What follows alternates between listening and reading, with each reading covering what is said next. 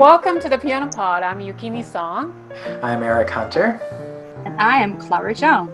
Thanks for joining to the very first episode of our podcast. It's a show where three of us invite a guest speaker each month who is in the fields of piano pedagogy, performing arts, recording, music technology, and wellness of piano studios, as well as the mental health of students, parents, and teachers. We're very excited about this opportunity to explore a variety of piano-related topics and share them with you. We already have several exciting guest speakers lined up for the coming months. We can't wait to learn from each guest and discuss the topic with them on this platform.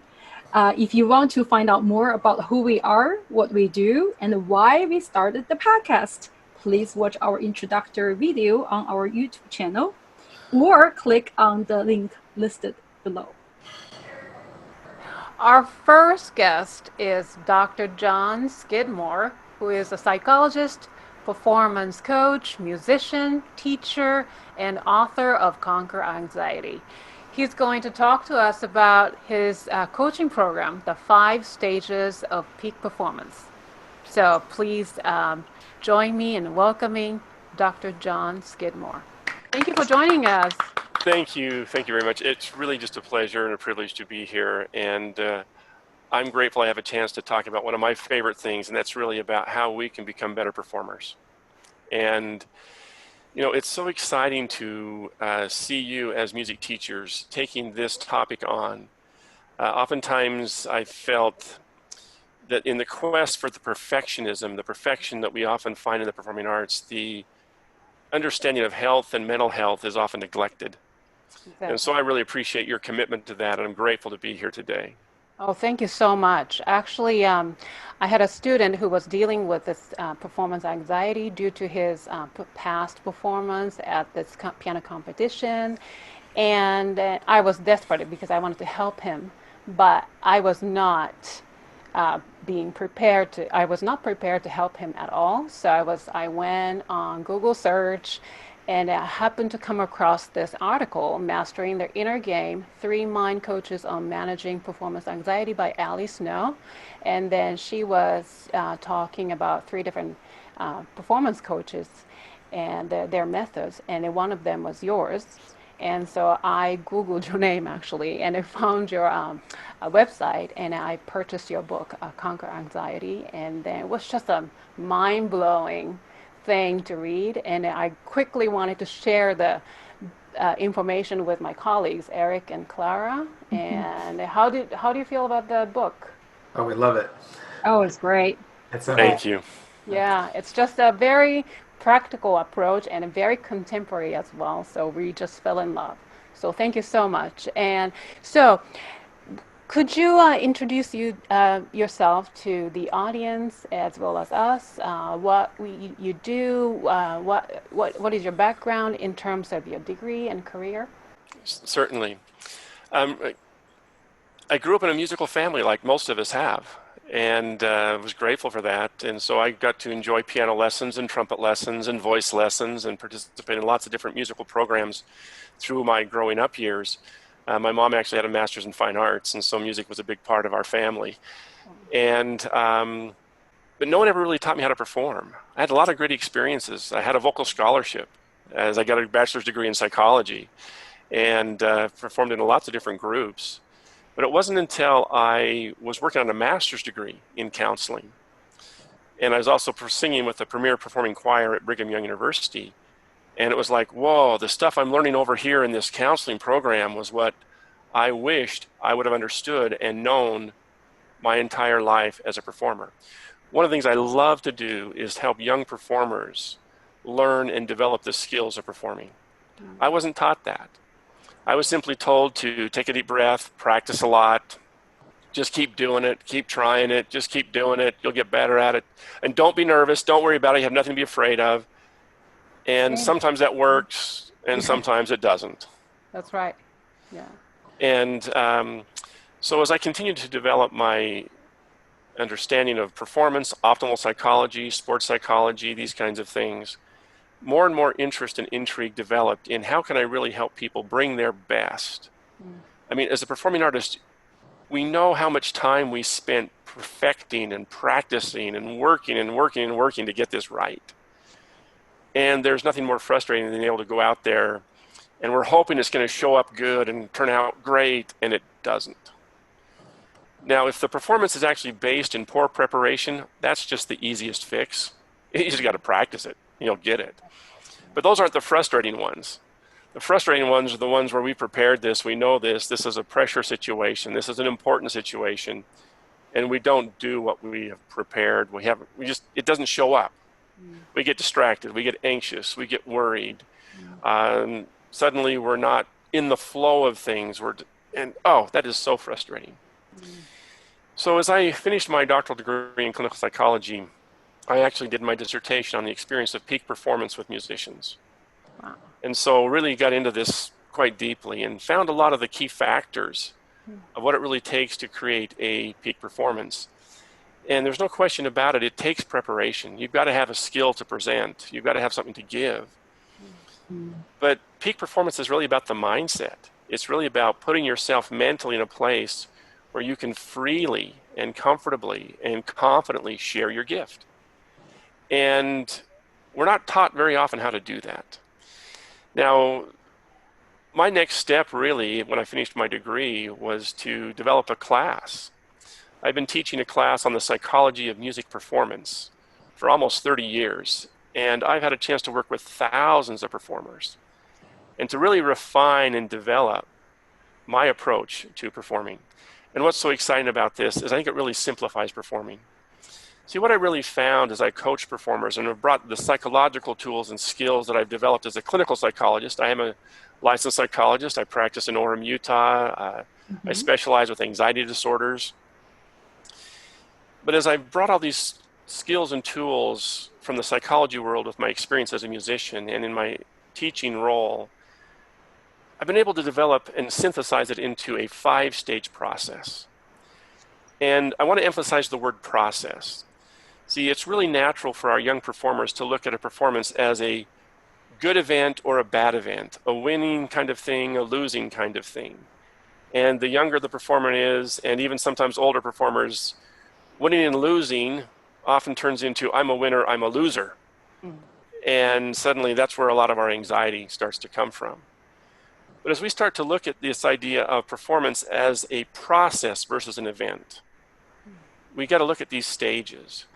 And a simple way to define these 5 stages is this. First, we start with a vision or goal. We want to perform something. We have an intention here. But not only do we create this vision or goal, we develop an attitude, a mindset to support every part of this goal. See, we want that mindset to be the foundation of the goal. You've seen performers where it's like, underneath it all is, I hope I do really, really well, and I am scared to death of screwing up. I am scared to death of just having it not turn out the way it's supposed to. That's at the foundation of their performance. Rather than, okay, I want to design a mindset. I want to be able to say, I want to step in there with confidence, with creativity, with expression, inspiration, power, boldness. And I want to bring that to every part of this process. So that's really what I call stage 1. You have your vision and goal, you understand your personal commitment to why you're doing this, and you're designing your mindset.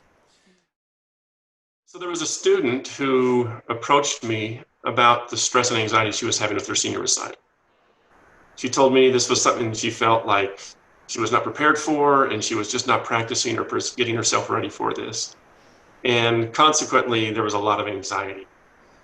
Well, as I asked her these questions that relate to stage 1, what are you doing? Why are you doing this? What's your mindset? It was pretty clear. She was doing this because they were making her, and she was hating this. And that was reflected in everything she was doing regarding her preparation. Well, it didn't take much of a conversation with her for her to realize that she was the one that chose to get a degree in music, and she had heard about this thing called a senior recital. She knew what it was. And why was she doing this? She loved to teach. She loved to see students grow and progress and express themselves musically. This was something that was very exciting to her. At that moment, her energy shifted. And she realized, oh, this is my choice. I'm excited about this. I can let this be part of that process. So she shifted to stage 1 in a very powerful way, and her senior recital changed in that moment. She'd been preparing for this for a long time. Now, this is stage 2. What do we do to prepare musically? What she was not doing was preparing her mindset. She was letting the habit and history, she was letting bad habits just take over mentally. And that was such a challenge for her. And so it was exciting to have her in this class, in this program, and she was learning some very specific skills, mindset skills to support her musical skill set that she was developing. And that became very exciting for her. Now, stage 2 is really about the mindset and the skill set. And there's very specific things that we do as performers. Stage fright actually gets like all the attention, like that's the big issue. But really, it's more complicated than that. It's more about attention, focus, and control, attitude management, goals and objectives. There's lots of things that's tied into the skill set and the mindset together. And when we start to combine these two, we really have a very powerful experience. Just recently, I had a chance to put out there on a blog. I asked a group of voice teachers what their favorite thing to help students deal with performance anxiety was. And, I heard a response back from somebody, which is such a typical traditional response. Well, I haven't practiced a lot. Then I find lots of places for them to perform before they're supposed to perform, and then they perform fine. Well, again, this equation was lacking. What are the mental skills? Where's the visualization? Where's the relaxation skills? Where are the skills to shift a negative attitude into a positive one? See, they're still missing in that equation. And I would just call that the traditional equation. Just practice a lot and just practice a lot and just keep doing it. And that does work for a fair number of performing artists. It really does. I also see a lot that this doesn't work for. And that's where they really do struggle. So if we go from stage 1 about the mindset and designing it into stage 2 where we're practicing skill set stuff, we're practicing mindset stuff, we have a whole new toolbox. One of my favorite things to shift from stage 2 to stage 3 is a great phrase, my preparation is complete. It's a declaration. See, when you declare that preparation complete, you've come to that point where you're not going to practice anymore. You're not going to try to adjust, modify anything anymore. My preparation is complete. See, that's the start of stage 3, which is all about, this is what I'm going to do to get myself ready to perform. This is what I'm going to do to get myself to be in that place emotionally and musically to share the gift that I've created, that I'm ready to share. Well, there's a whole set of skills we can bring into stage 3. And most of those are about maintaining an appropriate mindset, dealing with anxiety, organizing yourself effectively, and just staying in a spot of mental readiness. Well, the performance, there comes a point in time where we actually do this thing we've been preparing. And, when you think of the disproportionate number of hours we spend practicing when compared to actually performing, and, oh, wow, way out of balance. But yet we need to be able to get out there and really get ourselves in a space where we can share what we've got developed. The characteristics of a peak performance, I thought this was fascinating as I got into this with my dissertation. They match the characteristics of a child at play in a sandbox. I'm here to play, I'm here to enjoy, I'm here to share, I'm here to express. And what a great place that is. Now, the performance comes and goes very quickly. And typically the vast majority of what we prepared for, what we've wanted, shows up, and we're excited about that. There might be some things that don't go so well. But typically we do pretty well. Now, there are surprises, and I think it's interesting that most of the worst performance ever stories that I hear about are often associated with a surprise of some sort. Something unexpected, something unpredictable, something, they missed their entrance, or this happened or that happened, and I reacted poorly to it, or didn't know how to react to it. And so to really start to recognize, we want to be able to get into that flow state. We want to be able to step into that and just share freely what we have. There's a lot of things we can do to help ourselves do that. But again, these are things we're rarely taught. Well, when the performance is over, we have stage 5. And stage 5 is so important.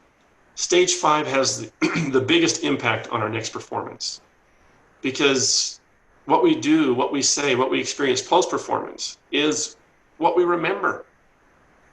And the post-performance bashing is just way too common for performing artists. They get so upset about little mistakes here or little problems there, and then they start to take it very personally. I've talked to too many performing artists who have altogether quit performing because of basically what they did to themselves post-performance. Now, the exciting thing about these 5 stages is what they do.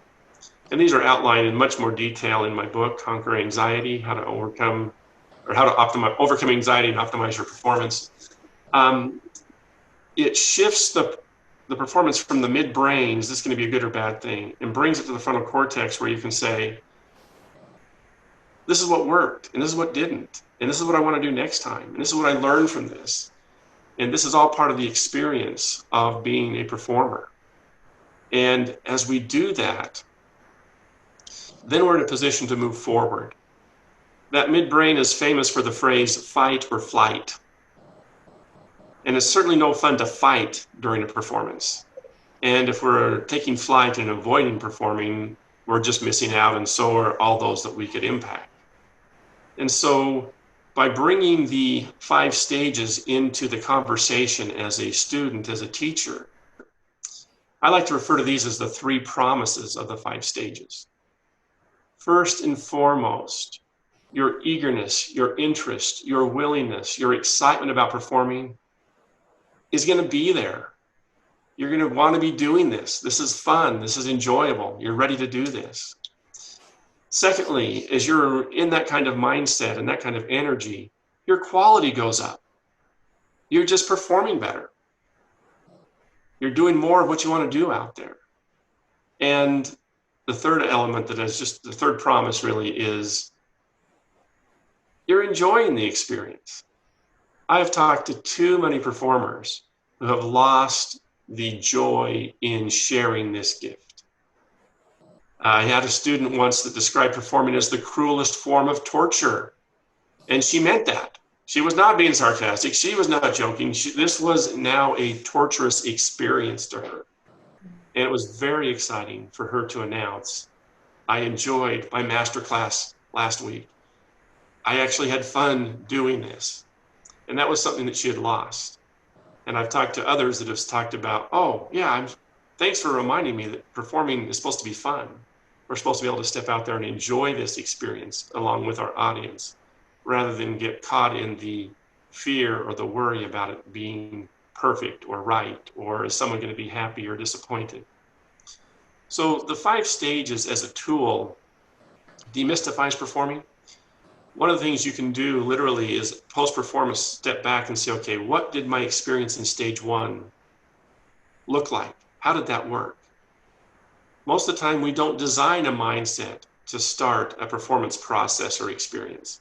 We just expect it to be good, and we know we're going to work hard. We're going to practice a lot. But to talk about being creative, to talk about being full of joy or excited, confident, expressive, free, we don't design that at the beginning. Well, we can go into stage 2 and say, okay, well, what worked about my physical preparation, my musical preparation? What worked about my mental preparation? What didn't? I can't tell you how many times I talked to somebody and said, well, have you practiced the breathing exercises? Oh, I forgot about those. Well, did you do any kind of visualization? No, I didn't do that. So again, to look at the different places where these skills come into play. Did you declare your preparation complete? No, I went from the practice room right to the stage. So it's great to be able to look at where these fit. When you stepped out there in your performance, were you able to be there emotionally or mentally? Were you in that flow, or were you caught with distractions, with anxiety, with whatever's going on? Okay, what did you do post-performance? Did you do a what worked, what didn't? What am I doing next time? Or did you do the bashing thing? And that's just way too prevalent. And so looking at these 5 stages as tools to simply elevate where you're at in your performing and to elevate your confidence, to elevate your willingness is really what they do. And it's really quite exciting to practice this. I have a little workbook called Teaching the 5 Stages to Young Performing Artists. And in this workbook, I've got some of the activities that I like to use because these activities are so important. We rarely practice performing. And we expect a lot of performances. We kind of gear up for the big performance, but to just practice performing. And one of my favorite exercises to help students practice performing is singing simple songs like Twinkle, Twinkle, Little Star. But it's not about how they sing the song, it's about the attitude they bring to the experience. And especially in small groups, you can organize all kinds of things to, I'm thinking of pianists, you guys are pianists. Mm-hmm. So let's say that you had 3 or 4 pianists in a room. Well, if you each had one of them take a different type of weather, thunder, rain, wind, lightning, and say, okay, how would you depict this on the piano? How would you play this on the piano? Well, they can do this. But then you start to have them become an ensemble doing this, and they get to play together. Anyway, something like that is almost difficult because it's like, well, what's the right way to do this? They could do Twinkle, Twinkle, Little Star because they know how to do that. There's a right way to do that. But to do something like a storm, they have to like commit to this and just play with this. So I have lots of different activities and exciting little exercises that students can do, that teachers can do in groups or individually that really are a lot of fun. One of my favorites is also having people sing Twinkle, Twinkle, Little Star in gibberish. Like, there's not a right way to do that. And so you have to basically set yourself up to do it. Like, I'm going to be confident in doing this. I was doing a workshop with a group of piano teachers one time, and I watched this. I wish I had this on a video because it would have been so beautiful. But I just simply said, I bet there's somebody here in this room that could play my favorite song, Twinkle, Twinkle, Little Star. Well, there are 60 teachers in this room, and this wave of anxiety just like hit all of them. It's like, I'm not prepared. Well, somebody finally put their hand in the air. And what was so interesting, as I said, she played just a delightful, simple rendition of Twinkle, Twinkle, Little Star. Then I asked her a question, could you elevate that? Could you elevate that? We did that 3 or 4 times, and she went from a simple rendition to a very complex rendition, but it just got more and more amazing. And then something interesting happened. She got self-conscious. Like she was like, oh, I can't play it that consistent, amazing all the way through. She got nervous about it, and that's where it ended. But it was just really a simple exercise of saying, okay, just do this simply, add something to it, add something to it, add something to it. It's just another way of, can you be more expressive with it? So there's so many different things we can do to help teach performing. And as we bring the, whatever it is we're doing back into the 5 stages, it really just makes a very simple yet profound difference. This is not just performing arts or like a musicians, but I think your method can also be applied to, let's say, students who are preparing for exams or Absolutely. speech or job interview, maybe eventually down the road. Do you think? Oh, absolutely. It's always interesting to watch students in my class come back in and say, I use this to prepare myself for my chemistry test. I did this for my internship application and my internship interview, and it was really helpful. You see, it's really about life as a performance, and there's so many different types of performances we have, whether it's in the role of as a piano teacher or as a father, as a mother, as an family member, as a community member. We all have many different levels of gifts and talents that we'd like to share. and to use this as a process to help us improve and to strengthen what we're sharing is a great thing to do. And one thing I really get excited about is when I can see a 12-year-old using these 5 stages to give a presentation in class as well as a piano recital. And they now have some tools they can do to manage things. And it just is, it opens doors. It opens lots of doors.